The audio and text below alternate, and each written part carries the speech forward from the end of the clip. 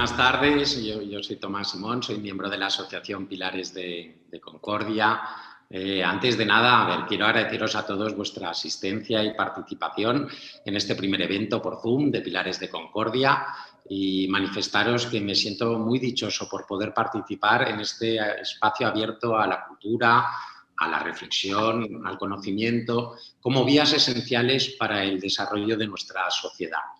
Pilares de Concordia es una asociación cultural. Nace como un movimiento civil y ante la necesidad que tiene nuestra sociedad de abandonar la constante crispación en la que se halla inmersa.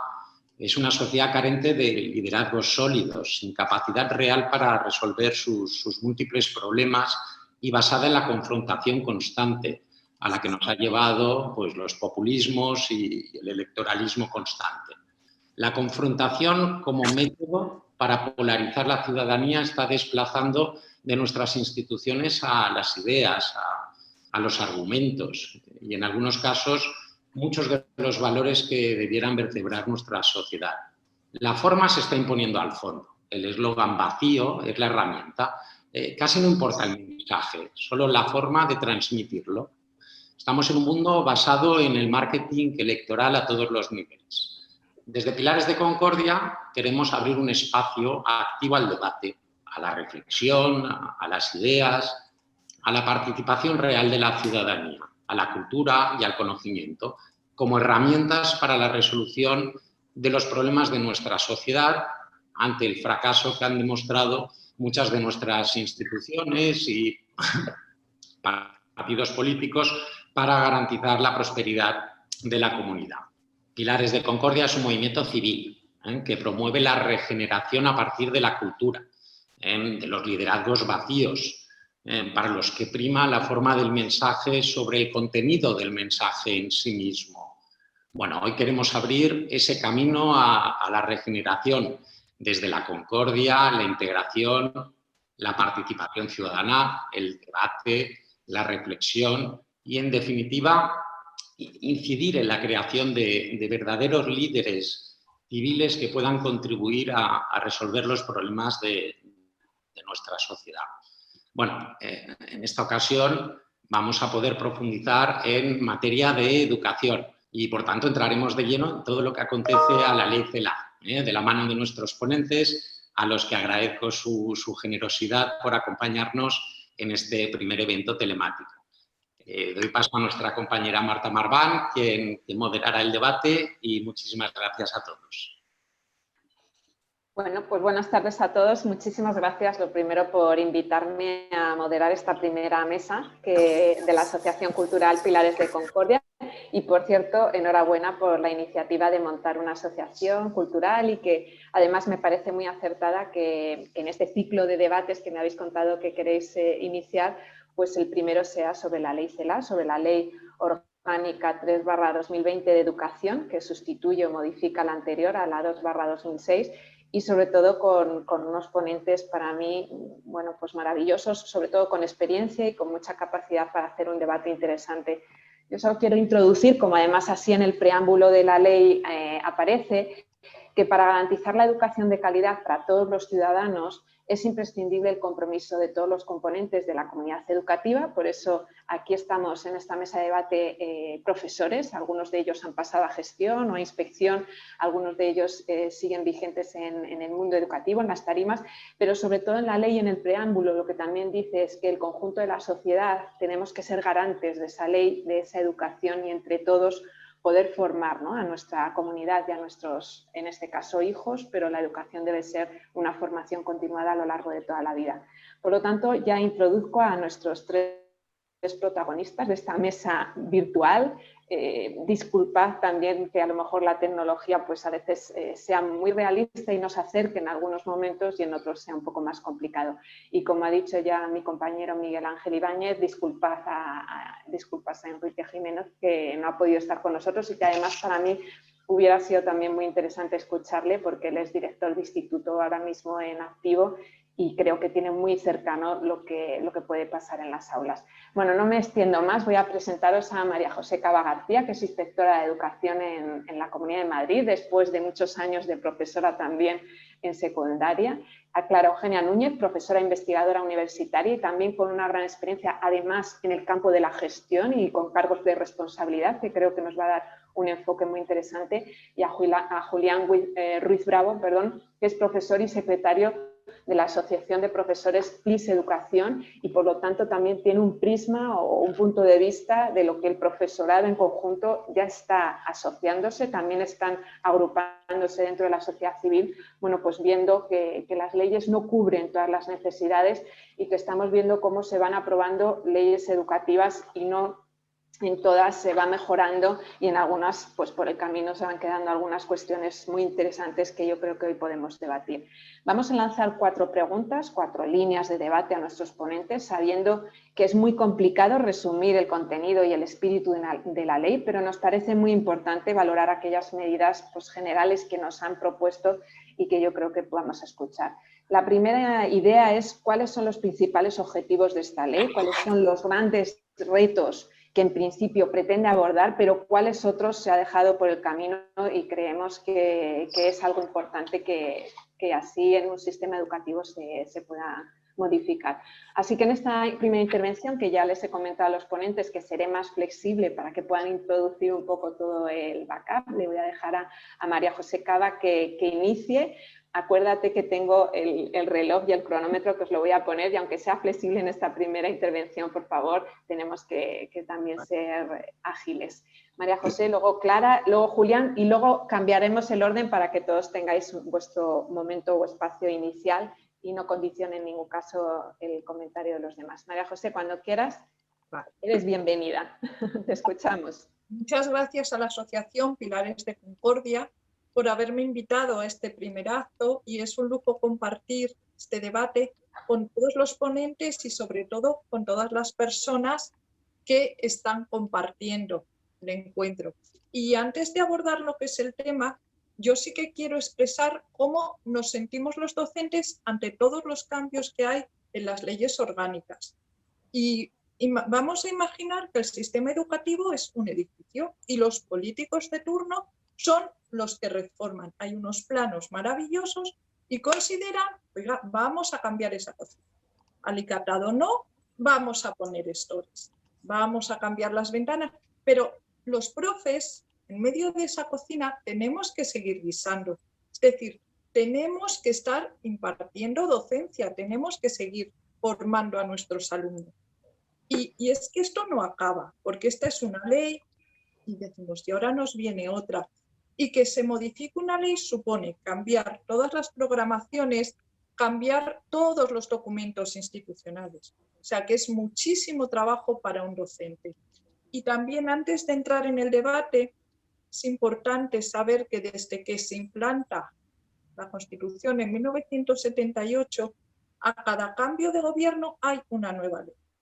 Tenemos en 1980 la primera ley con UCD, que no llega a implantarse, la LOECE. Cuando en el 82 el PSOE llega al poder, promulga 3 grandes leyes. La LODE, en 1985, que es la ley que todavía está vigente en cuestiones de convenios, de conciertos y de derechos y deberes. Hay una segunda ley, la Ley de Ordenación General del Sistema Educativo, en el 90, que es una ley importante porque va a prolongar la educación hasta los 16 años.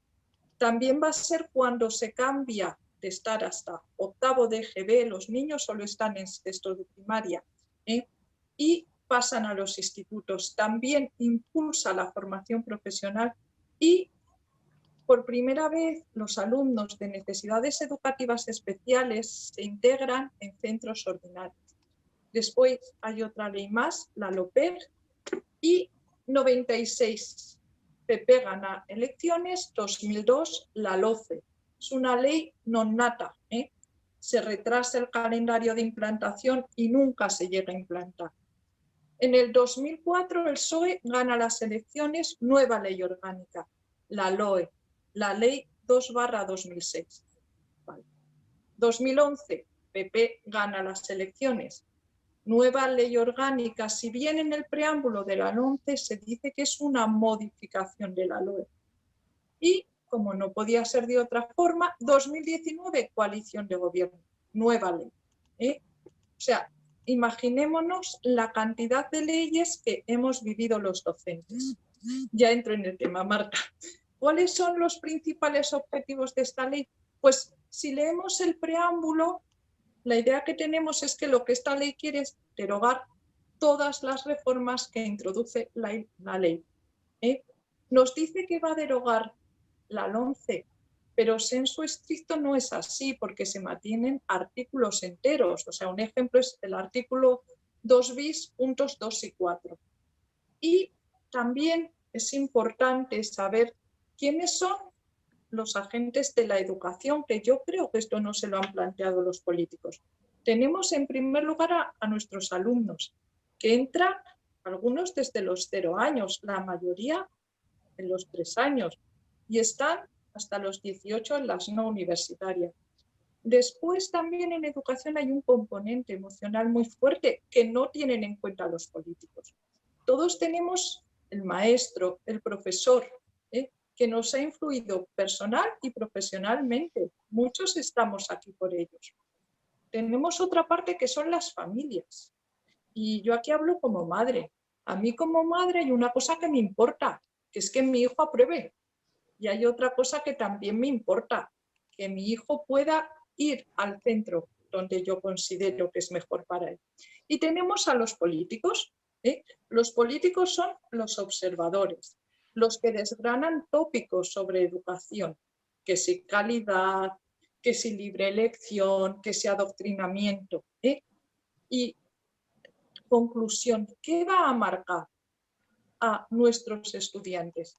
No lo va a marcar una ley, lo va a marcar un profesor, un maestro. Eso creo que es muy importante. Y ahora paso muy rápidamente a ver qué cambios introduce la LOMLOE. En primer lugar, como hemos dicho, todo lo que va a implantar la ley Wert, esto lo va a sustituir. En los centros públicos, los órganos colegiados de gobierno recobran el poder. Es decir, vuelve otra vez al Consejo Escolar la competencia de aprobar documentos institucionales.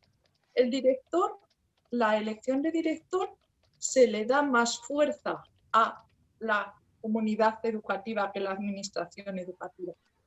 También hay una modificación de las competencias entre el gobierno, el ministerio y las administraciones. Desaparece el artículo 6 bis, que era un artículo súper farragoso, y se vuelve a lo que expresaba la LOE. Se va a unos contenidos mínimos de los currículos, donde las comunidades sin lengua cooficial tienen que dar el 60%, comunidades con lengua cooficial tienen que dar el 50%. También hay una regulación de la ordenación de las enseñanzas. Ya las asignaturas, áreas, materias van a ser comunes de modalidad y optativas. Se va a perder toda la nomenclatura de la LOMCE. En primaria se vuelve a los ciclos, se vuelven a recuperar los programas de diversificación curricular, la educación para en valores cívicos, tanto en primaria como secundaria. Y hay otro cambio. Otro de los cambios son la promoción. A ver, promoción y titulación con materias suspensas. ¿Qué van a decir aquí las familias? Pues es que las familias es el lema de lo que me importa es que apruebe mi hijo. Cuando dicen hay que ver que se puede promocionar con suspensas, que se puede titular con suspensas. No, es que eso ya se contemplaba en la LOE, ya se contemplaba en la LOMCE. Sí que es cierto que hay una variante, que es que pueden titular en bachillerato con una materia pendiente, pero en las juntas docentes, en la junta de evaluación, muchas veces los profes dicen, vale, en mi materia está suspensa, pero si la Junta decide que tiene que aprobar, yo no me opongo. También se han suprimido las pruebas finales y las evaluaciones que conducían a titulación, si bien es cierto que nunca se han llegado a aplicar. Y hay otro grupo de medidas que afectan sobre todo a la educación concertada. En la LOMCE se contemplaba que un centro que tuviera en su ideario la segregación o la educación diferenciada podía formar parte del concierto. Aquí no puede formar parte del concierto.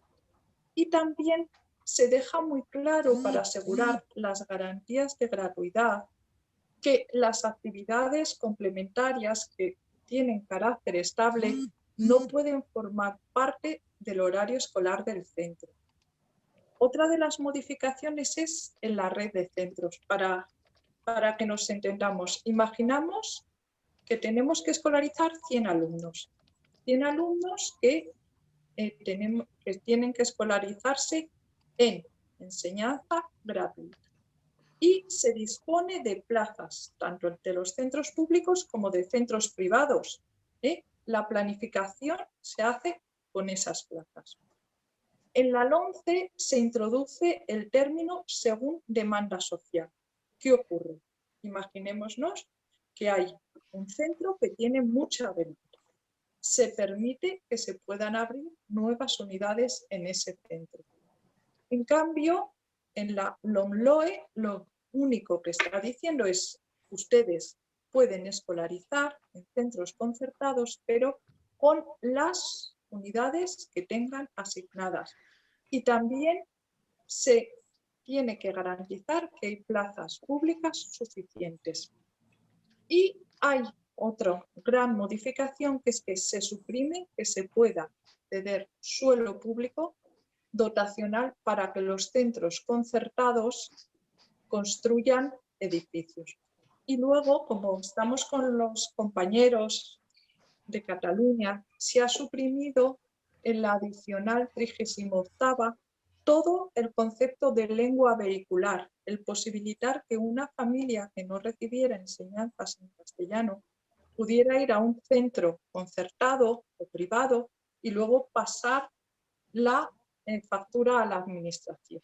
A ver, ¿y cuáles son los grandes retos que no aborda esta ley y por qué? Pues yo creo que no los aborda porque no interesa políticamente. En estos momentos de alianzas de poder donde está vigente el do ut des, mira, yo te voy a dar esto si tú a cambio me apruebas esto. ¿Y qué creo yo que se tenía que haber abordado? Por ejemplo, los diseños de los currículos. Los currículos son inabarcables. También tenían que haber sido más resolutivos y permitir que se redujeran las ratios en determinados centros y en determinados contextos. Tampoco se ha abordado la formación del profesorado, ni un cuerpo de directores, y tampoco se ha promovido en la FP una especialización en determinados lugares de la España vaciada para que se repueblen, por ejemplo, un instituto del tipo que hay en Macael. Luego, la gran reforma que no se atreven a abordar, que sería la inspección. La inspección como un cuerpo independiente, que no dependiera de ninguna administración educativa. ¿Por qué es importante que la inspección sea un cuerpo independiente? Porque se garantizaría que el 50% de los contenidos mínimos o el 60%, y que los libros de texto y los materiales escolares se corresponden a lo estipulado por la ley. Y yo creo que con esto, Marta, me ha ajustado al tiempo. Paso la palabra a mi siguiente compañero. Muchas gracias, María José. Es cierto que en esta primera intervención he dicho que iba a ser más flexible y si queréis me quedo con esa pues falta de que al final las leyes se hacen sin contar con los verdaderos protagonistas que somos los profesores, y cuando te he escuchado que había que rediseñar los currículums es para nosotros, para el profesorado, lo que más nos importa. Pero querría darle la palabra a Clara Eugenia. Yo creo que va a ser también un punto de vista muy diferente y muy interesante y somos todo oídos, cuando quieras. Gracias, Marta. Me uno a los agradecimientos generales de María José. Estoy encantada de estar aquí, estoy encantada con la iniciativa, os deseo la mejor suerte y espero poder participar en otros foros y discusiones y temas que tengáis. Y quería agradecerle también a Fernando Navarro el que pensara en mí para este tema en concreto. Él sabe que los dos hemos discutido mucho de estos temas y nos preocupan. Vamos a ver, era necesaria una ley de educación, una nueva ley de educación, como acaba de señalar María José, después de tantas antes en este país, en este momento. Pues bien, yo creo que hubiera sido necesaria una ley si hubiera dado respuesta a los problemas del sistema educativo actual. Creo que no los da.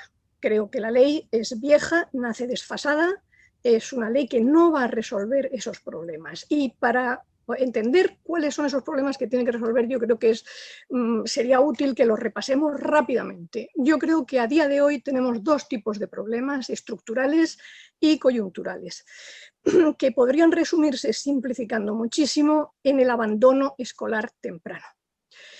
En España, el 17% de los jóvenes abandonan los estudios con nivel secundario. La media de la Unión Europea es de 10%. Pero es que la de Irlanda es de 5. Entre los varones, en España es el 21 los que no terminan la enseñanza secundaria, en Irlanda son solamente un 6% de la población. Si nos fijamos entre los jóvenes de 16-29 años, los ninis, los famosos ninis que ni estudian ni trabajan, entre el 2012 y el 15, más del 50% de la población se encontraba en este grupo de edad. Podríamos decir, bueno, sí, pero es un problema que afecta a unos sectores de la población, no a otros. No. Cuando un sistema educativo funciona mal, al final lo pagan todos los estudiantes. Y eso se ve en otro tipo de indicadores. ¿Cuál es el porcentaje de estudiantes que alcanzan un nivel determinado de conocimientos y habilidades? Los que según la ley deberían alcanzar para cada edad. Bien, pues las pruebas internacionales en las que participamos de vez en cuando nos sugieren, nos dicen que el mínimo de ese nivel lo alcanza el 90% de los estudiantes españoles. Bien, podemos sacar pecho, qué bien lo hacemos. Sí, pero en Corea es casi el 100%. ¿Y qué sucede si nos fijamos en cuántos estudiantes llegan al nivel avanzado y no se quedan con el nivel mínimo? Pues al nivel avanzado en España solo llegan el 15%. En Irlanda llega un 30%, en China el 40%, en Corea casi un 70% de la población. Eso nos indica realmente dónde estamos. Estamos ante un sistema que supuestamente es equitativo, todos tienen acceso a la educación, pero que es tremendamente desigual, porque vemos que deja a muchos en la cuneta. Pero además, a esos problemas estructurales tenemos que tener en cuenta que del 90 a hoy prácticamente no ha mejorado nuestro nivel de éxito, la tasa de éxito de los escolares españoles, es que desde hace casi un año estamos inmersos en una gran crisis. La crisis del COVID. Y la crisis del COVID hoy está teniendo efectos en unas tasas de mortalidad tremendas, en unas tasas de desempleo y de crisis económica tremenda, pero lo que no está pensando, lo que nuestro gobierno no está pensando, es que la crisis va a ser gravísima para quienes hoy están en el colegio, quienes hoy están dentro del sistema educativo. ¿Por qué? Porque pese al tremendo esfuerzo que ha hecho el sistema educativo, que han hecho fundamentalmente los profesores, los maestros, el cierre escolar durante 3 meses el curso pasado, y ya este curso vemos que vamos perdiendo semana tras semana de vez en cuando, va a tener efectos demoledores sobre el proceso cognitivo de los estudiantes, que es acumulativo, en cuanto se despegan y pierden su capacidad de aprender se ve reducida. Va a tener efectos socioemocionales, el vivir aislado, el comunicarse a través de las tabletas con la gente no les va a estimular a seguir aprendiendo y estudiando, la motivación va a descender y la motivación, como veremos más adelante, es crucial para el aprendizaje y además la escolarización.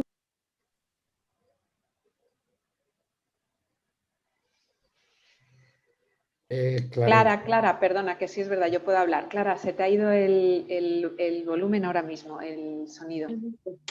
Te oí... No te oí. Ahora mismo. Ya. Es que no me di cuenta. Han sido 3 le he debido dar, al moverme le he debido dar ahí. Mira, si quieres te digo, te has quedado con la motivación. Nada, no te preocupes. Sí. Venga, pues adelante. ¿Qué va a pasar con esto? ¿Tiene esto efectos o no? Desde luego a largo plazo va a tener unos efectos tremendos, tremendos. La disminución a nivel personal, en términos de ingresos personales, de un 3% de sus ingresos a lo largo de toda la vida. Y esto se ha medido en otras ocasiones con los efectos de las huelgas escolares sobre los estudiantes. A nivel colectivo, es decir, para el país, supone una pérdida del 1,5% de la renta anual.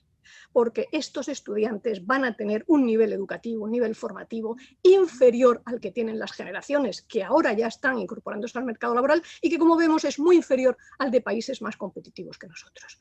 Esto tiene efectos no solo para la economía del país, para nuestra capacidad de generar conocimiento, innovar, generar empresas, generar riqueza y poder después distribuirla, sino que tiene también efectos sociales en la medida en que divide a la población, puesto que los costes de la quiebra del sistema educativo, de la crisis del sistema educativo, no se reparten por igual entre todos los estudiantes, afectan a unos más que a otros. Estos son los problemas que tenía que haber abordado una ley en este momento. Y si tenían una ley el gobierno actual en cartera y surge la crisis que surge, esa ley se guarda y uno se centra en los problemas que tiene la sociedad española, no los problemas que tienen los grupos políticos actuales. ¿Por qué decía yo que es una ley vieja? Yo diría que es vieja y que es reaccionaria, las dos cosas. Es en el fondo. María José nos ha hecho un detalle de los temas que trata, pero es que esos temas hoy día no interesan a nadie. ¿A quién le interesa hoy día el debate escuela pública, privada o concertada? Cada una cubre una misión y se dedica y cumple unos objetivos. ¿A quién le importa que se regulen los suspensos, los aprobados, las repeticiones de curso? Ya tenemos muchas regulaciones al respecto y por lo general son muy malas y las que nos dan son peores. Se hace un tratamiento de los centros según su ideario, la religión, escuelas de niños o niñas, pero bueno, este no es el problema actual. Pero no solo lo es en el fondo, también lo es en las formas.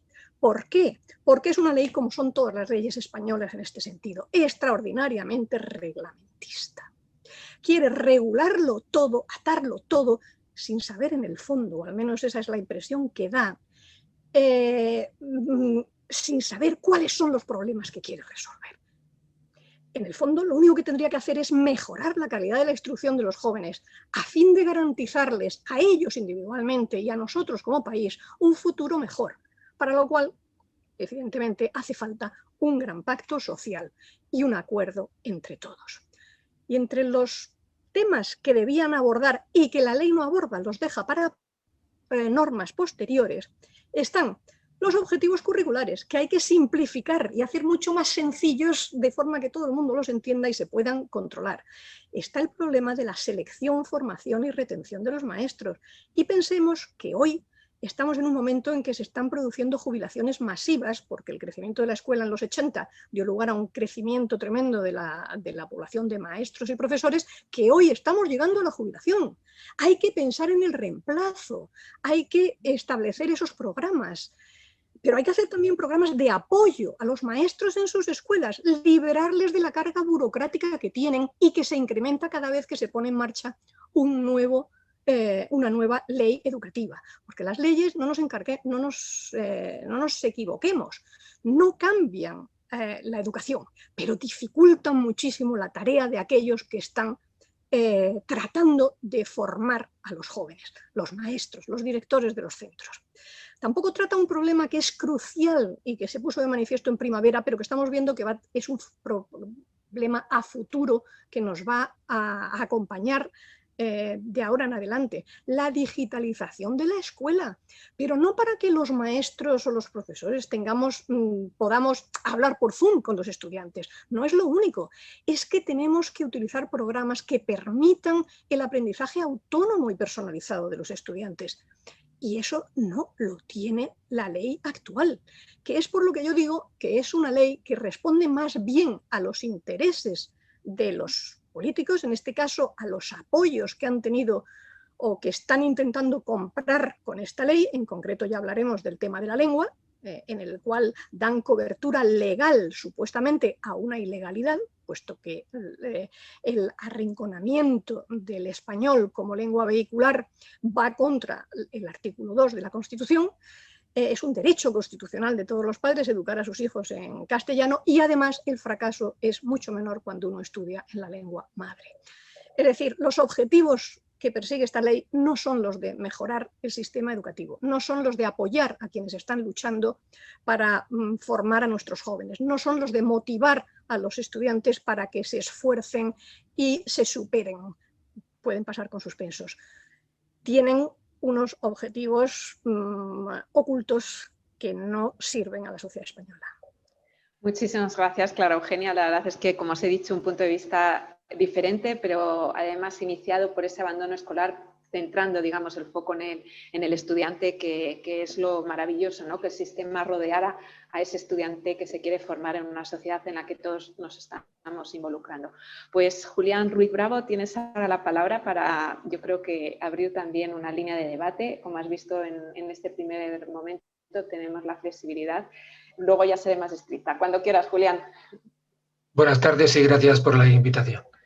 El objetivo principal de esta ley no es pedagógico, no es académico, es un principio eminentemente social, de intervención social. Y no es nuevo este principio, este objetivo. Principio y objetivo, las dos cosas. Porque ya la LOCSE y anteriormente la Ley General de Educación ya introducían lo que era la intervención social en la escuela. Con la LOCSE se madura y ahora con la LOMLOE se define totalmente este objetivo. El objetivo es de intervención social, camuflado en la famosa palabra cohesión social.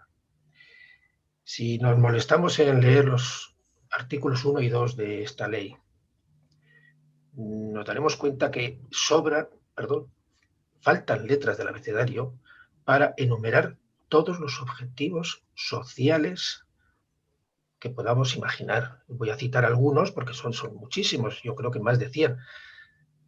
Cohesión social, antisexismo, antirracismo, pertenencia a la comunidad, el mundo justo, ciudadanía democrática, la solidaridad, la tolerancia, la igualdad, el respeto a la justicia, etcétera, etcétera. Todos son objetivos de tipo social, muy importantes desde luego, pero no son los fundamentales en la enseñanza.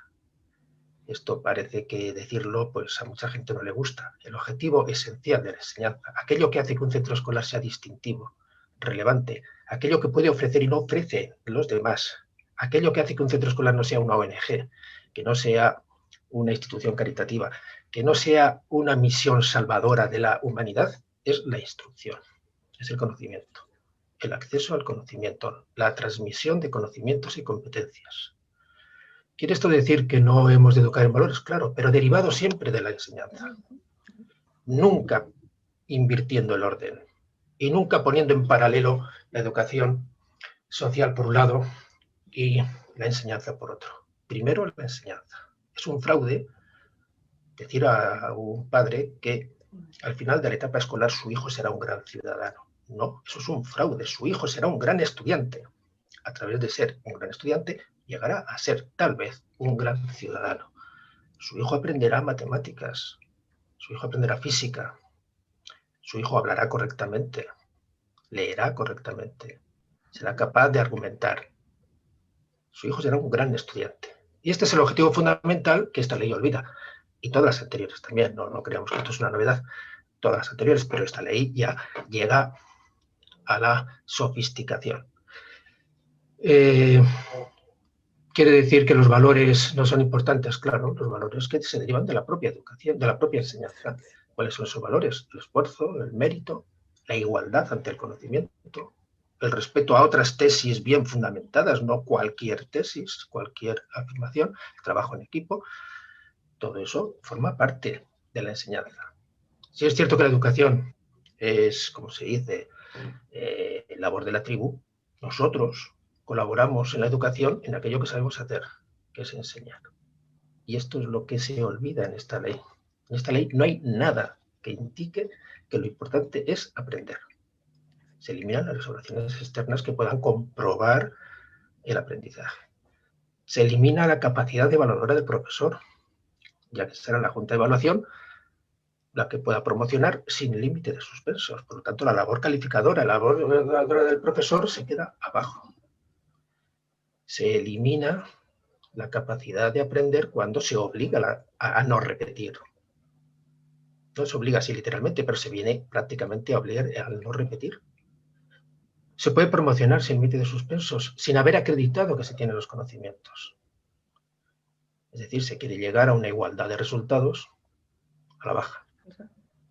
Con la famosa frase de que nadie se quede atrás, en realidad lo que se está diciendo es quietos y todos parados. Si nadie se queda atrás. Se rebaja el nivel de exigencia. Si se rebaja el nivel de exigencia, se rebaja también el nivel de aprendizaje. Y esta es, como veo yo esta ley. Esta ley es una ley de intervención social. Eso sí, siempre con términos que edulcoran y que a la gente les parece muy bien, porque no los entienden bien. Términos como la inclusión, la equidad, etcétera, de los que hablaremos más adelante, que en realidad son cortinas de humo que esconden el abandono de lo que realmente da sentido a nuestra profesión, que es la instrucción. Fenomenal, Julián. Pues mira, me quedo con, bueno, por hacer un resumen, fijaros qué importante ha sido la primera ponencia de María José poniendo la importancia del profesorado, después con Clarogenia lo que es el alumnado y el centro del sistema debería de ser el alumno y cómo Julián está recogiendo qué es el conocimiento realmente, la sede, el colegio, el centro escolar es el centro o la sede del conocimiento y cómo se está devaluando. Así que continúo contigo, Julián, para preguntarte entonces respecto a la lengua vehicular, qué es lo que han querido introducir con esta ley, si es un experimento social, es un instrumento pedagógico, que es realmente la gran diferencia en la que ahora estabas articulando tu discurso. Así que si queremos introducir ya el segundo tema, por favor, Julián, cuéntanos cómo podrías enfocar esa introducción de la lengua, ¿no? El tema de la lengua vehicular tiene especial importancia en ciertas comunidades autónomas, en aquellas que son bilingües, en concreto principalmente en Cataluña y en Baleares donde yo doy clase. Allá donde no hay dos lenguas vehiculales, el problema no es tal, porque la lengua vehicular es la lengua habitual de todos los estudiantes. El hecho de haber eliminado el concepto de lengua vehicular de esta ley tiene una clarísima intención y es, como todo el mundo sabe, certificar y legalizar la inmersión lingüística obligatoria.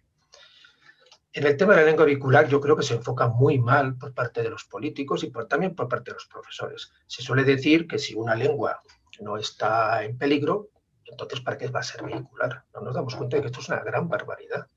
Es como decir que en Francia no se va a estudiar en francés porque la lengua francesa está perfectamente asegurada, claro que sí. Y en Alemania, y en Italia, y en Gran Bretaña, y en Irlanda el inglés están perfectamente asegurados. Pero eso quiere decir que los franceses ya no van a estudiar en francés, que tienen que estudiar en la lengua que está en peligro, obligatoriamente en bretón, obligatoriamente en alemán en la parte de Alsacia, obligatoriamente en vasco en la parte del País Vasco. En Italia, que hay al menos 20 lenguas. Quiere decir que el italiano se tiene que dejar de utilizar como lengua vehicular. Es una gran barbaridad. O sea, España está demostrando ser una rareza, como dice el dicho popular, unos verdaderos perros verdes, porque nadie en el mundo hace esto. El objetivo principal de una lengua vehicular es dominar el registro oculto del idioma. No aprender a decir café con leche, porque para aprender un idioma no hace falta ni ir a la escuela. El niño francés no necesita, para aprender francés, porque lo aprende en casa, ir a la escuela. Para pedir un café con leche no hace falta ir a la escuela. Hace falta ir a la escuela para tener un registro oculto del idioma. Y lengua que no se utiliza de los 0 a los 18 años, sistemáticamente en la enseñanza, es una lengua que se inhabilita como lengua de cultura, que ese es el objetivo de la inmersión obligatoria. Hacer perder el prestigio de una lengua, el prestigio cultural. Un niño a los 18 años que no haya utilizado el castellano nunca en la enseñanza, excepto en la asignatura de lengua castellana, no leerá en el futuro un libro de filosofía en castellano. No leerá en el futuro un libro de historia, un libro de lenguaje formal, jurídico, técnico, político, porque no se ha habituado. Es una gran responsabilidad, somos profesores. El registro oculto es muy importante. El registro oculto de un idioma, de los dos idiomas, en este caso el catalán y el castellano, aquí en Baleares y en Cataluña, solamente se puede conseguir si las dos lenguas se utilizan habitualmente en la enseñanza, no para aprender la asignatura de lengua castellana o lengua catalana, sino todas las demás materias no lingüísticas. Otro objetivo muy importante de la lengua vehicular es que tiene que ser la lengua de explicación de materias no lingüísticas, que son el 70% del currículo. Tenemos la mala costumbre los profesores de enseñar matemáticas, física, historia, filosofía. Pues la lengua vehicular tiene que ser idónea para aprender matemáticas o filosofía. Y la lengua idónea es la lengua materna, inicialmente, donde se forman los primeros conceptos. A partir de esa lengua materna hay que incorporar la otra lengua. Y otro objetivo, y este prácticamente se pasa siempre de lado, otro objetivo de la lengua vehicular es proteger a los más desfavorecidos intelectualmente. Actualmente en Baleares, en Cataluña, los alumnos de necesidades especiales, aquellos que tienen barreras graves que les impiden el acceso al conocimiento, un niño Down, un niño de espectro autista, tiene que aprender obligatoriamente una lengua que no lo controla, los que son de lengua materna castellana. A los obstáculos propios de su propia condición se le añade un obstáculo que a veces es insalvable.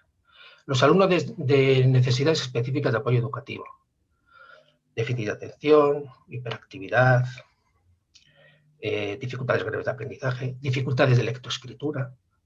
Estos niños también tienen que aprender obligatoriamente en un idioma que no dominan.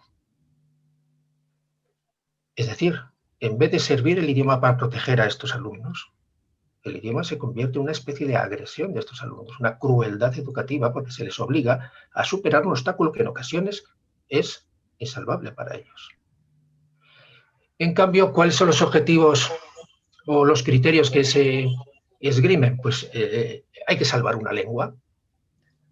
Hay que salvar una lengua y, por lo tanto, tiene que haber una inmersión obligatoria. Como si la única manera de salvar una lengua fuera la inmersión obligatoria, existe la enseñanza bilingüe, que también cumple ese objetivo. Echemos cuentas. 6 horas de clase por 177 días al año, por 18 años. Son muchas horas que se pueden repartir perfectamente entre castellano y catalán. El catalán no va a dejar de ser protegido por una enseñanza bilingüe. Pero el objetivo no es este, el objetivo es salvar una lengua para identificarla con una nación o identificarla con una determinada ideología política. Eso es la inmersión lingüística. Es decir, la intervención social que he dicho antes. Es que no importa la instrucción, importa la intervención social, la ingeniería social. Por eso, la lengua es el elemento más claro y más escandaloso de ingeniería social que hay, la inmersión lingüística. Porque no se pretende el bien, el conocimiento del alumno, sino la identificación de una lengua con un territorio. Esa famosa tríada fascista de una lengua, un pueblo, una nación. Eso es exactamente la inmersión lingüística. Una lengua, Muy bien, un pueblo. Julián. Pues me quedo con esa última frase para encadenar. Es verdad que, como decíamos, en los territorios o las distintas comunidades autónomas la percepción es diferente y mis compañeras, tanto Clara Eugenia como María José, no tienen tanta, relación directa con lo que está pasando. Por eso quería enlazarlo, tal y como tú también nos has dejado, con respecto a la inclusión. Ya sabemos que la lengua puede ser un motivo de exclusión, de dejar a algunos chavales detrás, pero ¿qué más se puede trabajar para que realmente haya una inclusión efectiva por la que los profesores muchas veces trabajamos, pero necesitamos recursos? Y ahí quiero darle la palabra a Clara Eugenia en el concepto un poco de lo que realmente entendemos por inclusión en esta sociedad cada vez más diversa, cada vez más compleja, y que al final esa complejidad nos llega a las aulas y los profesores tenemos que resolverla a veces casi sin herramientas. Cuando quieras, Clara Eugenia. Sí, retomando una idea que ha dejado Julián, a mí siempre me gusta recordar que el primer ministerio se llamó Ministerio de Instrucción Pública. No se llamaba de educación, se llamaba de instrucción. Se distinguía entre lo que era la educación y la instrucción de las personas. Y por instrucción se entendía que había que darles unas herramientas de avance, de forma, lo que decíamos de que uno aprenda solo. Es decir, si no aprendes a leer y a escribir, difícilmente vas a poder tú poner en contacto con todo ese mundo de conocimiento que está en los libros, que está encerrado en las bibliotecas. Tienes que tener el instrumento, tienes que saber leer para poder acceder a ello. Bien, de ahí que la instrucción sea importante. Y yo creo que esta ley efectivamente lo olvida y en lugar de el factor de la lengua, lo que hace es levantar una barrera. cuando todo el sistema educativo debe estar pensado precisamente para eliminar barreras al aprendizaje. Es decir, si los niños pudieran estudiar en casa, no irían al colegio. Van a la escuela, van al colegio, porque allí hay unos medios, hay unos especialistas que le pueden ayudar a adquirir esa formación que sus padres en casa no les van a poder dar, o por falta de tiempo, o porque no tengan la suficiente, o porque estén trabajando por miles de razones. Lo que no tiene sentido es que el sistema educativo levante barreras. Y Julián ha mencionado también el problema que tienen todos los niños que tienen algún tipo de discapacidad, por pequeña que ésta sea. Yo creo que esta ley es especialmente cruel en ese sentido y también al mismo tiempo va a generar un sufrimiento innecesario, pero al mismo tiempo demuestra el desconocimiento de los artífices de la ley de lo que es la enseñanza especial. Yo creo que todo el sistema educativo en España podría aprender muchísimo de la enseñanza especial, de los centros de enseñanza especial. ¿Qué es lo que les distingue? ¿Qué es lo que les hace especiales? ¿Qué es lo que les hace tener éxito? Pues en primer lugar que tienen unos objetivos muy claros y concretos. En unas ocasiones es enseñar a hablar, enseñar a moverse, enseñar a leer, enseñar a escribir. Son cosas concretas, pero a partir de las cuales van construyendo de forma que personas que en principio podíamos pensar que no podían ser incluidas en el funcionamiento normal de la sociedad, estamos viendo que sí lo son. ¿Y cómo se consigue esa inclusión de estos estudiantes que tienen problemas o de estos chicos que tienen problemas? Pues se consigue con unos profesores con una gran formación especializada y con unos medios adecuados, medios que no les da una ley, que van descubriendo ellos mismos, que funcionan en las redes en las que se mueven, en las que van descubriendo lo que funciona y lo que no, cuándo sí o cuándo no, que utilizan una mezcla de métodos tradicionales y métodos, digitalizados, pero una mezcla que personalizan al extremo. Si uno va a uno de estos centros, uno ve rápidamente que no hay dos niños que sigan un mismo programa educativo. Prácticamente son programas hechos a medida para cada uno de ellos. Estoy diciendo con ello que el sistema educativo debe tener una respuesta individualizada para cada uno de los estudiantes, el 1 millón y pico, casi 2 millones de alumnos que tenemos en España. Desde luego puede y debe. Puede hacerlo con los medios que hay actualmente. Puede hacerlo si dejamos a los que están directamente al frente del sistema educativo que se organicen, que decidan cómo enseñar. Lo único que tienen que tener claro, lo único sobre lo que tiene que haber acuerdos es cuáles son los objetivos, qué es lo que tienen que aprender. Y los objetivos no pueden ser temas de valores, como muy bien señala Julián, esos se aprenden en el día a día, se aprenden con la convivencia, se aprenden en casa, se aprenden con los mayores, con los menores, se aprenden haciendo deporte, se aprenden de muchas formas. Es más, si algún profesor en clase resulta que está dando enseñanzas que vayan en contra de la igualdad, que sean racistas, etcétera, para eso tenemos una inspección que actúe, pero no tenemos que recoger todo eso en la ley, porque ni es el objetivo, ni es lo que están haciendo los maestros en clase, los profesores en clase. Lo que hay que hacer es darle libertad, pero con unos objetivos muy concretos. Pero toda libertad conlleva deberes. Y la única forma de ejercer con responsabilidad esa libertad en la consecución de unos objetivos es que haya un seguimiento eficaz de la forma en que avanzamos. No con afán de penalizarnos ni a nosotros ni a los niños, no, con afán de poder detectar problemas de aprendizaje en un niño, o cuando no los tiene, cuando los tiene en un momento concreto y por qué ese obstáculo en ese momento y ayudarles a salvarlos. Son obstáculos que van a ir teniendo a lo largo de la vida y nuestra misión como formadores es descubrirlos y ayudarles. Si no tenemos el programa de seguimiento, un seguimiento adecuado para poderlo hacer, difícilmente vamos a detectar esos problemas. Van a arrastrarlos y la ley lo que hace es abrirles la puerta y decirles no se preocupen, el título se lo voy a dar. No hay nada más desmotivador que te digan que tú no puedes llegar. ¿Qué pasaría con los niños de educación especial si les dijéramos que no pueden llegar? Los maestros lo que hacen es lo contrario, decirle, tú sí puedes llegar y yo estoy aquí para que pongas una letra detrás de otra durante muchos días hasta que lo consigas. Bien, esa tarea, de forma mucho más sencilla, es la que debíamos hacer con todos los niños y que no se está haciendo de forma eficaz, porque no nos dejan hacerla, porque no nos dejan. Es decir, porque tenemos tantas interferencias que no nos lo permiten. Y yo creo que por ahí es por donde tenía que ir la legislación, una legislación eficaz. Muchísimas gracias, Clara Eugenia. Pues nos quedamos con ese comentario, para mí además muy motivador, porque yo creo que en muchos espacios del sistema se está hablando de personalizar muchas cuestiones, pero no se está hablando de personalizar la educación, ¿no? Estábamos hablando de personalizar la formación, personalizar itinerarios a los trabajadores, pero nadie se ha encargado de decir, oye, hay que personalizar la educación. Los profesores sabemos cómo es cada uno de nuestros alumnos en clase, ¿no? Pero no nos permite el sistema. María José, te doy la palabra para cerrar este último tema de debate, donde te han dejado la posibilidad de hablar de inclusión, incluso de autonomía, tanto del profesor como del centro. Así que te dejo que tomes la palabra, cuando quieras. En primer lugar, como decía antes, el término lengua vehicular ha desaparecido. La disposición adicional 38ª, apartado 4, se suprime.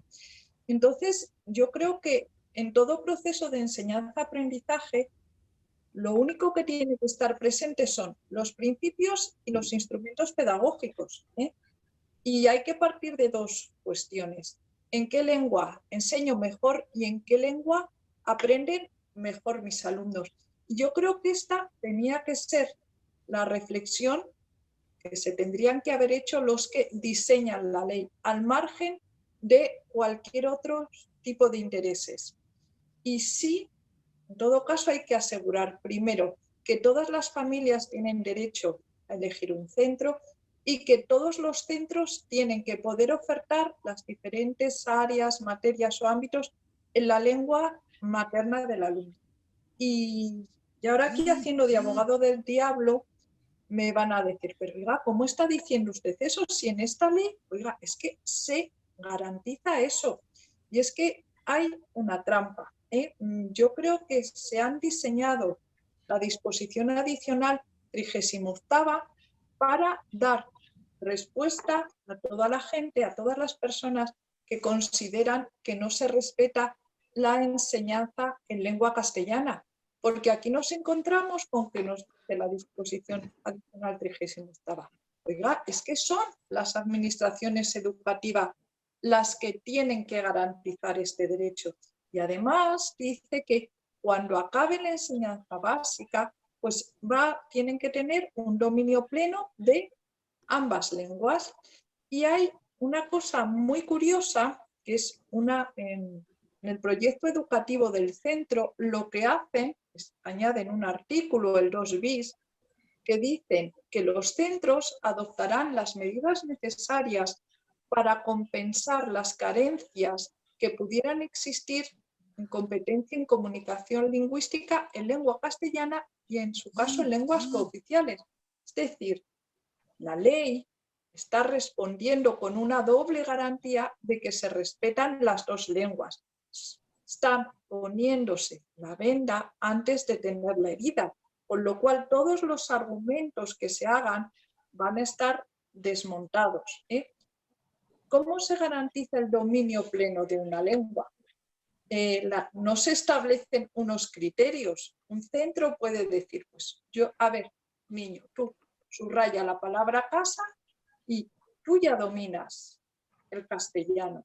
Es decir, esta parte yo creo que sí que es muy importante, y lo han dejado todo atado y muy bien atado en esta disposición adicional 38ª y en el artículo 121 2 bis, para en el momento que se diga cualquier cuestión referida a la lengua, se puedan tener una respuesta adecuada. Y sobre si la inclusión es realmente efectiva de los alumnos, tomando un poco la idea que decía Clara, en educación, lo mismo que en medicina, no podemos hablar de enfermedades, sino de enfermos. Y aquí no podemos hablar de alumnos, sino hay que atender a las circunstancias concretas de cada alumno. Como decía Julián, ¿cuál es su lengua materna?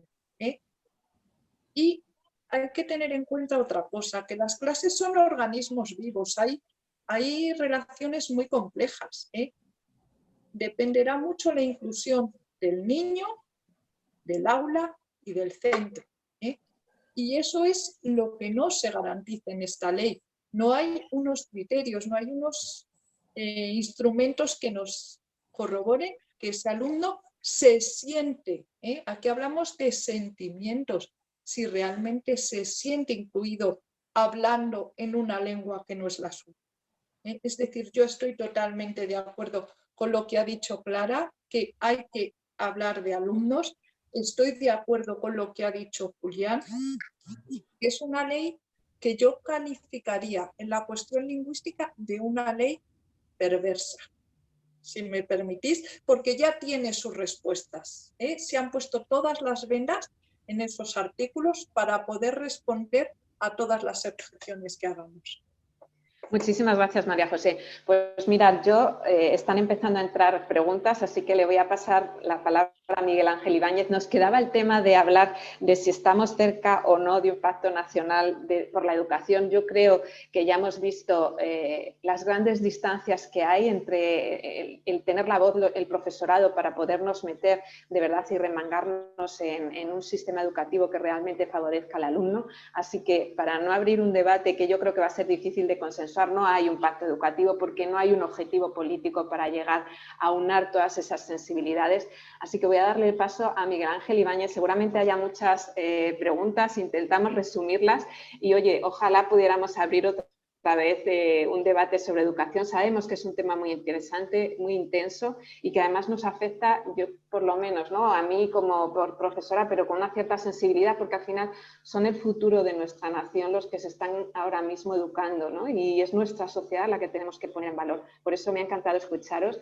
Además, me alegra mucho que han entrado nuevos participantes que seguramente luego también tendrán que aportar. Miguel Ángel Ibáñez, te paso la palabra para que, a ver si eres capaz de hacer un resumen de todas esas preguntas que te han llegado y se las puedes lanzar a nuestros ponentes. Muchísimas gracias por haberme invitado a conducir este debate y os escucho atentamente. Adelante, Miguel Ángel.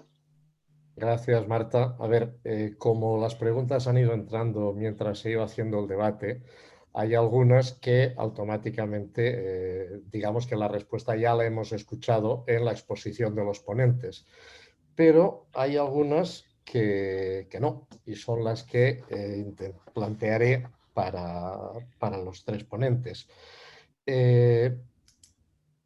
Por ejemplo, para Julián Ruiz Bravo, comentan, ¿se valora la autoridad del profesorado? ¿Cree que es un factor importante? Él ha hablado de que se desincentiva el interés en aprender al no importar los suspensos. En ese contexto, el papel del profesor, el hecho de que el profesor tenga una cierta autoridad, ¿qué opinión le merece? ¿Puede contribuir? ¿No?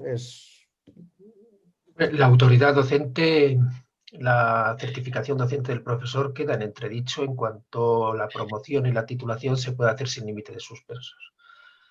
El término suspenso, que tiene muy mala fama, es simplemente una traducción numérica del rendimiento de un alumno. Ha adquirido los objetivos, ha llegado a los mínimos correspondientes, tiene un 5. Es una gran ventaja que con un número pueda el profesor establecer si un alumno ha llegado a la excelencia o no ha llegado. Y en cuanto las juntas de evaluación pueden permitir el paso de los alumnos sin límite de suspensos, con esos añadidos de la ley que obligan prácticamente a no repetir, porque la repetición se considera el último recurso y solamente se puede repetir 2 veces en 12 años, el profesor está perdiendo la autoridad evaluadora. Si pierde la autoridad evaluadora, la va a perder en otros aspectos. La palabra del profesor, a la hora de la disciplina, del orden, pues también quedará rebajada, porque si su calificación y su valoración, su evaluación queda minusvalorada, también como consecuencia dejará de ser una autoridad, por mucho que luego diga la ley que es una autoridad. No será una autoridad porque no podrá evaluar. Es que si un profesor de matemáticas y otro de física y otro de lengua coinciden en que este alumno no tiene el nivel correspondiente, pero la ley prácticamente obliga, es que es así, prácticamente obliga a promocionar sin límite de suspensos, entonces el profesor se viene abajo. La autoridad académica porque empezamos siempre, lo que he dicho antes, lo importante es la transmisión de conocimiento, lo que nos da sentido en nuestra profesión.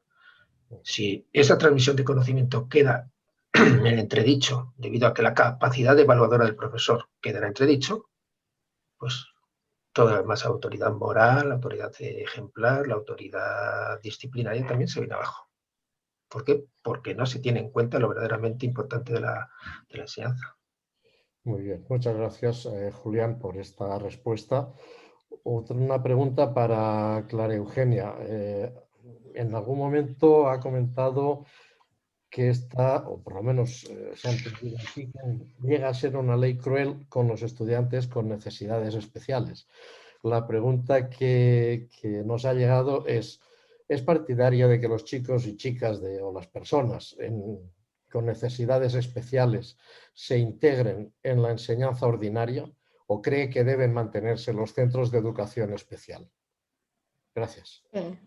Sí, creo firmemente que la uniformidad de un sistema educativo no es lo que necesita este para ser eficaz.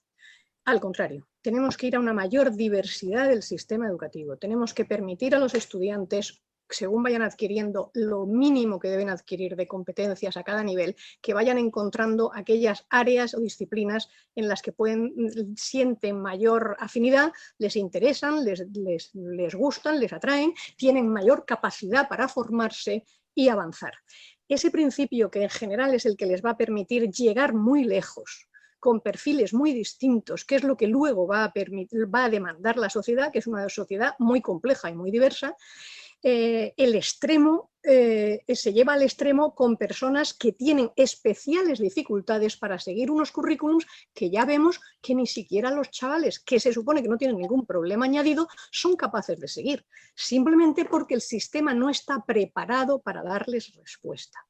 Entonces, si algo está funcionando extraordinariamente bien en España son algunos centros, algunos lugares, en concreto los centros de enseñanza especial, que están haciendo una labor impresionante. Obligar a los padres es una decisión de los padres. Yo creo que hay que respetar la libertad de los individuos, en este caso de los padres, para decidir lo que es mejor para sus hijos.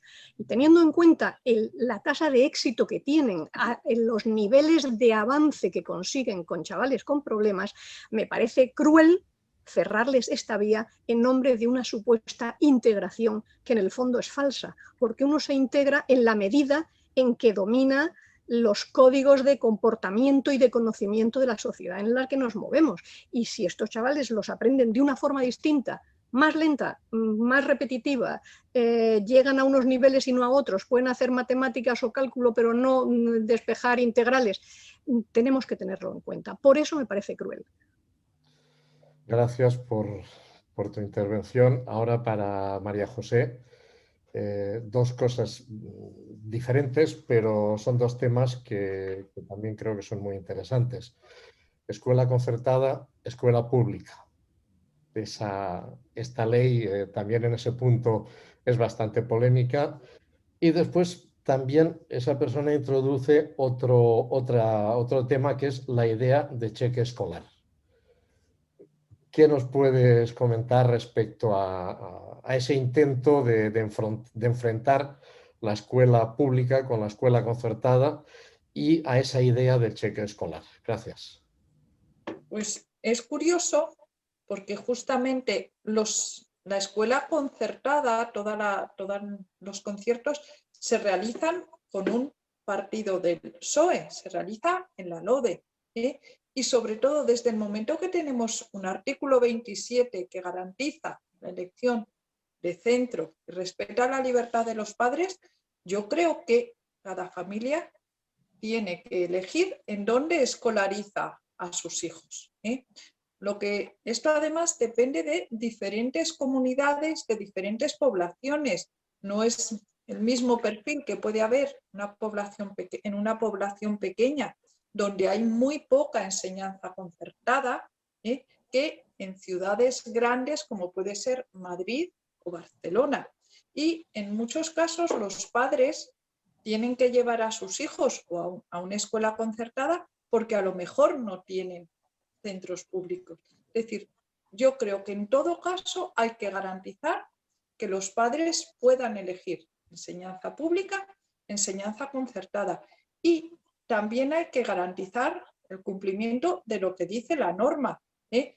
Las enseñanzas declaradas gratuitas en esta norma y que sean objeto del concierto tienen que ser enseñanzas gratuitas, ¿eh?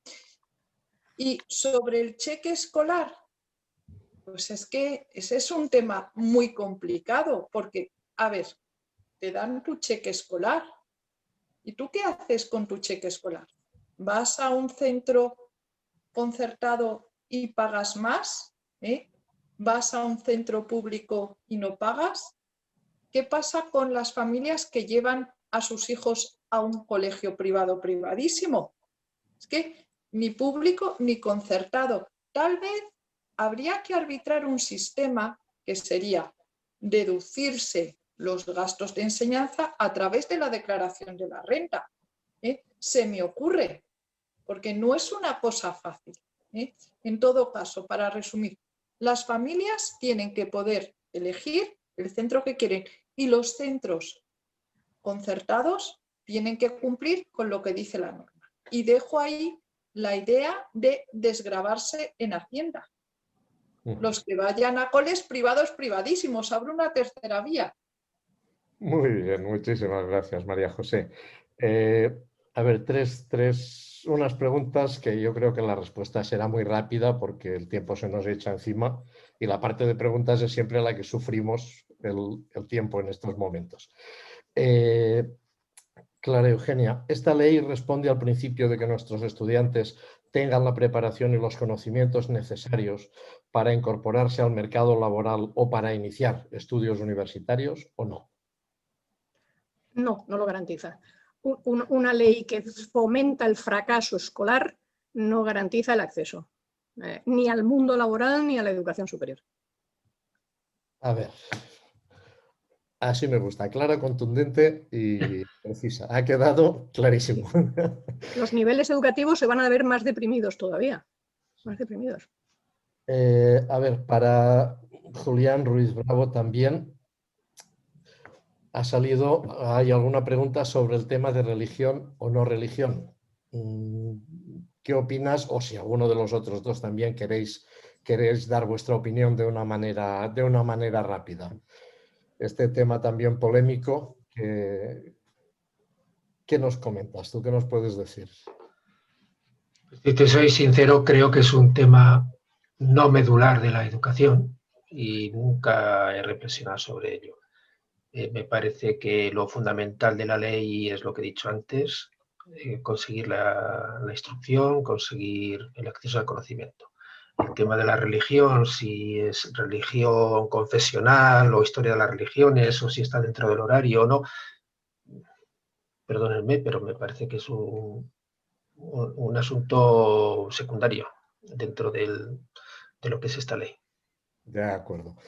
Muchas gracias también. Y a ver, una última pregunta para María José. ¿Tienen margen las autonomías para amortiguar el arrinconamiento del español y para mejorar el rendimiento y disminuir este adoctrinamiento que se pretende? ¿Tienen margen o están muy atadas las manos ahí? No, las comunidades autónomas, si quieren y tienen voluntad, podrían perfectamente establecer un sistema bilingüe o un sistema de libre elección, si tienen voluntad los que gobiernan. El problema es que las comunidades autónomas bilingües están dominadas en gran parte, sobre todo las que tienen inmersión lingüística obligatoria, por nacionalistas y redentos, que no, de ninguna manera van a aceptar que el castellano sea lengua vehicular, ni siquiera para los alumnos de necesidades especiales, ni siquiera para los niños Down. El castellano será lengua vehicular porque es una especie de tabú, de axioma dogmático. Pero si una comunidad autónoma quisiera, si por ejemplo ganara las elecciones Ciudadanos, si quisiera, podría hacerlo perfectamente. La ley lo permite. La ley permite que puedas hacer bilingüismo o libre enseñanza. Pero el problema es que la ley permite también la conjugación de los derechos, permite las dos cosas. De acuerdo, Julián. No sé si, María José, quieres añadir algo a esta última pregunta de una manera rápida, por favor. Adelante. Lo que ha dicho Julián, lo que hace el gobierno es balones fuera. Pone la pelota en el tejado de las administraciones educativas y además también lo pone en los centros educativos, con lo cual ellos van a quedar bien siempre. O sea, sí que podrían. Pues muchas gracias también, María José. El tiempo se nos echa encima. Hay algunas preguntas que inevitablemente se han quedado en el tintero, pero tenemos que dejar paso a las conclusiones. Antes, Marta, permíteme 2 comentarios. El primero es agradecer las muchas preguntas que se han recibido por el chat, pedir disculpas por las que he comentado que no hemos podido atender por falta de tiempo. Y también que hay diversas personas que habéis hecho preguntas sobre pilares de concordia. Hoy estamos haciendo el primer acto y las preguntas que he seleccionado, lógicamente, han sido sobre el tema de esta charla. Pero cualquier pregunta, duda, aclaración, etcétera, sobre qué es pilares, el porqué de su creación, etcétera, podéis hacerlas a través de la página web en la misma en la que os habéis inscrito para este acto y con mucho gusto os haremos llegar, evidentemente, las respuestas e informaciones que nos solicitéis. Ahora sí, Marta, digamos que te paso el micro para que puedas presentar a la persona que cerrará este acto. Así que adelante, Marta.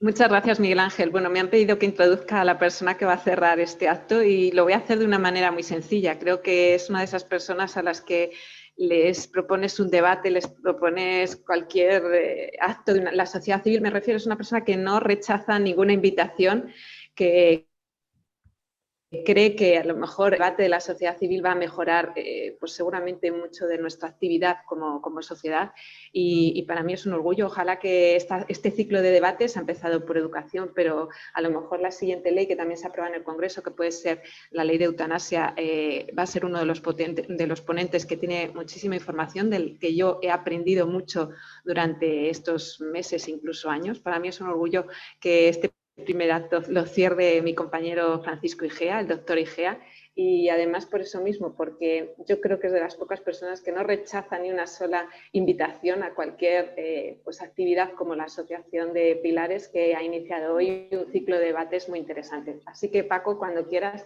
estamos deseando escucharte y además te agradezco que precisamente en estas circunstancias, en esta situación de emergencia sanitaria, tengas unos minutos para todos nosotros. Muchísimas gracias, Paco, cuando quieras.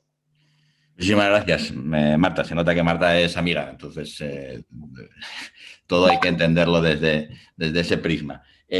Bueno, la verdad es que no he podido, he llegado un poco tarde porque hoy es un día muy complejo desde el punto de vista sanitario. La verdad es que tenemos una situación muy difícil, yo creo que todos lo sabéis y los que vivís en algunas comunidades probablemente con más intensidad, pero no quería perderme este debate, ¿no? Yo creo que lo que necesita la política española precisamente es esto, ¿no? O sea, lo que necesitamos es racionalidad, hablar de las cosas desde la experiencia, desde el conocimiento, como se ha hablado aquí, y sobre todo desde la racionalidad, ¿no? Hay una cosa que me ha gustado mucho, ¿no? Es decir, es importante que los chicos estudien o no en español, pero no por un concepto de si es de patria o de nación, es porque cuáles son sus resultados, cómo les va a los chicos después de esto, cómo medimos los resultados de nuestro sistema educativo, ¿no? Yo creo que otra cosa que me ha gustado mucho, ¿no?, es la religión es un asunto secundario. En España, cuando uno no quiere hablar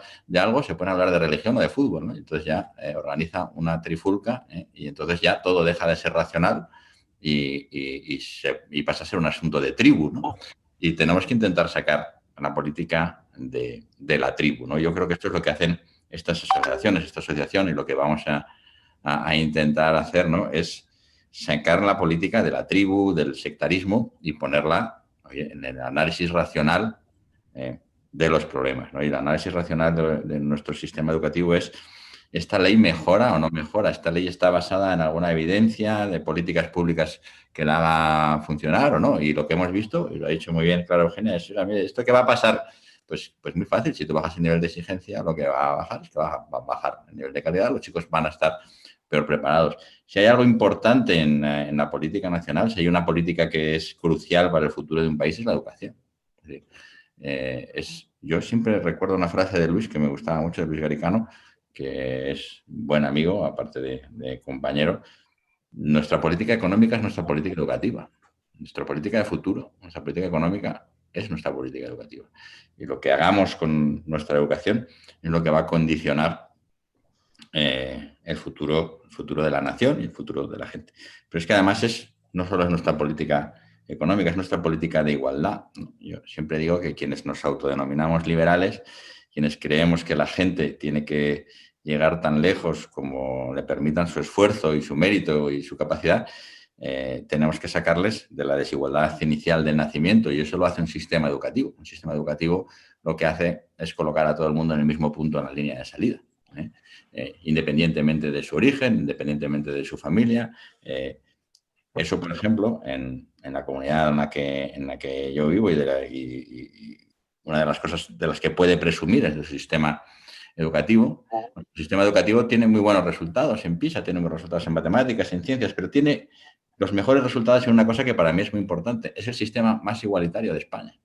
Es el sistema más equitativo de España. El sistema en el cual la gente, independientemente de su renta, independientemente de su origen urbano o rural, tiene los mismos resultados. Y yo, siempre que ejerzo de portavoz para comentar los resultados de PISA, digo esto lo primero. A mí me importa mucho que seamos los primeros en matemáticas, en ciencia, pero lo que más me importa es que este sistema consigue igualar, porque es lo que consigue que la política que nosotros queremos llevar, que lo que es la acción política es transformar la sociedad hacia una sociedad mejor, igualitaria, en la que el progreso nos haga a todos mejorar. Lo más importante es que esto sea igualitario. Lo más importante es que la gente que vive en esta comunidad sabe que llega igual de lejos, independientemente de dónde ha nacido. Eso es muy importante, ¿no? Y eso es de lo que tendríamos que hablar cuando hablamos de educación. Y por eso me ha gustado mucho, pues oye, aunque he llegado al humo de las velas, ver que hablamos de esto, ¿no? Hablamos de educación y no hablamos de tribu, ¿no? Porque el debate de la política educativa siempre es un debate de tribu, de usted quiere religión o no, y usted quiere... No, es que esto no es un debate de tribu, es un debate de futuro, racional, de progreso, de cómo organizamos esto, cómo lo evaluamos, cómo lo medimos, cómo hacemos que el sistema se autoalimente para la mejora, qué medidas, qué sistemas hay que hacen que no solo asegures la transmisión del conocimiento, sino de las actitudes, de las aptitudes, qué hace que un país sea más moderno y más flexible.